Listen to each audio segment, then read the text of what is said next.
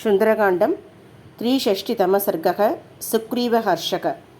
ततो मूर्ध्ना निपतितं वानरं वानरर्षभः दृष्ट्वैवोद्विग्नकृतयो वाक्यमेततु वाचः।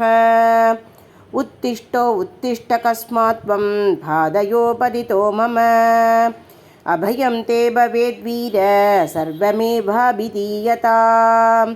स तु विश्वासितस्तेन सुग्रीवेण महात्मना उद्धाय सुमहाप्राज्ञो वाक्यं तदिमुखो अब्रवीत्। नैवक्षरजसा राजन् न द्वयानाभिवालिना वनं निःसृष्टपूर्वं हि पक्षितं तच्च वानरैः। येऽपि प्रदर्शताश्चैव वानरा वानरक्षिभिः मधुन्यचिन्तयद्वेमान् पक्षयन्ति बिबन्ति च शिष्टमद्राभविद्यन्ते भक्षयन्ति तथा बरे। निवार्यमानास्ते सर्वे भ्रुकुटिं दर्शयन्ति हि इमे हि सम्प्रदरास्तथा तैः सम्प्रदर्शिताः। वारयन्तो वना तस्मात् कृतैवानरपुङ्गवैः ततस्तै बहुभिर्वीरैः वानरैः वानरर्षभ संरक्तनयनै क्रोधात् धरयः प्रविचालिताः। भाणिभिर्निकता केचिच्चानुभिराहताः प्रकृष्टा च यदा कामं देवमार्गं च दर्शिताः। एवमेते हतासुरास्त्वये तिष्ठति बर्दरी कृष्णं मधुवनं चैव प्रकामं तै प्रभक्ष्यते। एवं विज्ञाप्यमानं तु सुग्रीवं वानरर्षभम् अपृच्छत्तं महाप्राज्ञो लक्ष्मणपरवीरः किमयं वानरो राजन् वनभप्रत्युपस्थितः कं चार्तम् अभिनिर्दिश्य दुःखितो वाक्यमब्रवीत्। एवमुक्तः सुग्रीवो लक्ष्मणेन महात्मना लक्ष्मणं प्रत्युवाचेतं वाक्यं वाक्यविशारदः। आर्यलक्ष्मणसम्भ्राह वीरोदतिमुखः कविः अङ्गदप्रमुखैः वीरैः पक्षितं पदुवानरैः विचित्य दक्षिणाम् आसमाग धैर्यरीपुङ्गवैः नैषाम् अकृत्यकृत्यानाम् ईदृशः स्याद् उपक्रमः।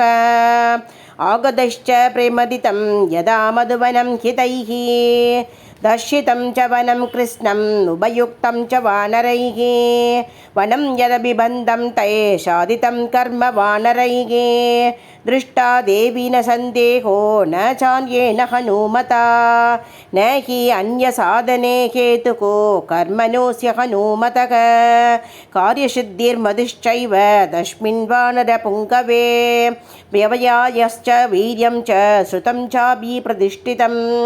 जाम्बवान् यत्र नेता स्यात् दङ्गदं च महाबलः हनुमां चाभि अधिष्ठाधा न तस्य कतिरन्यथा।